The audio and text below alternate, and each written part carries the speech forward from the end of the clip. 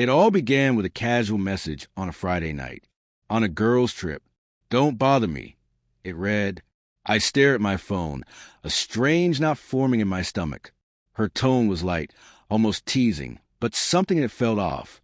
Over the past few months, Lisa had become increasingly secretive.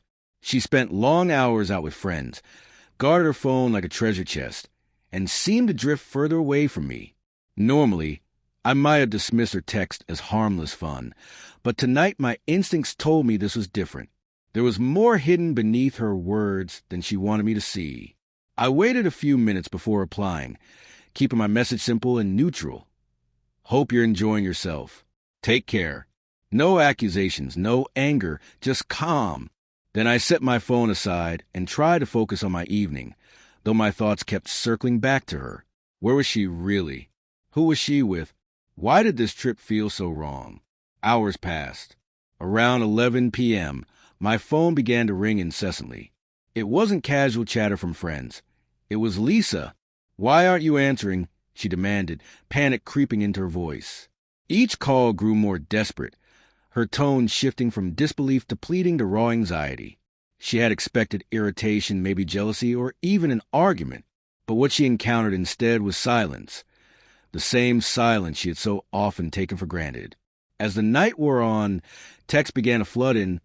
Please call me. I'm sorry. I need to explain. Her panic revealed everything. She hadn't anticipated that my composed response would flip the situation.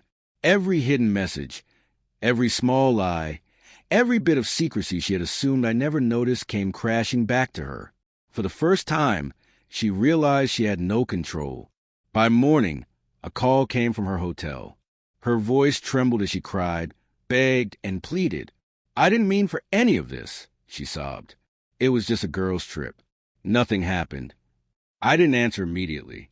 I wanted her to feel the weight of her actions, to understand how deeply her absence and dishonesty had affected me. Every message and ring of the phone reminded her that her power over me was gone. Later that day, she began appearing at my office. Her texts escalated to threats. Her calls turned into desperate pleas, and frantic voicemails piled up. She wanted an explanation, a meeting, anywhere, but I stayed where I was calm and unshaken, letting her panic grow. She had always assumed I would chase her, beg her, respond immediately.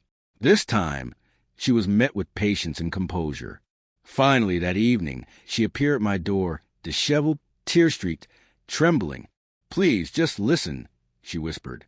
I let her stand there, letting her face the consequences of her actions. I didn't yell, didn't lecture, didn't argue. I simply watched as she realized the magnitude of her mistakes. Her rehearsed words fell apart. Every desperate call, every frantic message, every attempt to manipulate me had backfired. My single, calm reply had shattered the illusion of control she believed she had. She understood, painfully and fully, that her arrogance and dishonesty had left her powerless. I didn't respond with anger or punishment.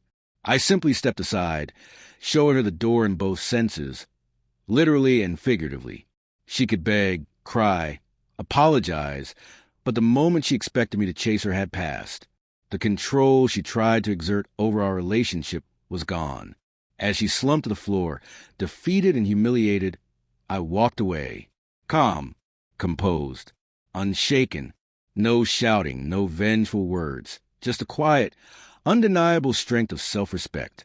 That night, she learned the hardest truth. Sometimes the most powerful response isn't rage or revenge. It's silence, patience, and letting someone fully face the consequences of their own actions.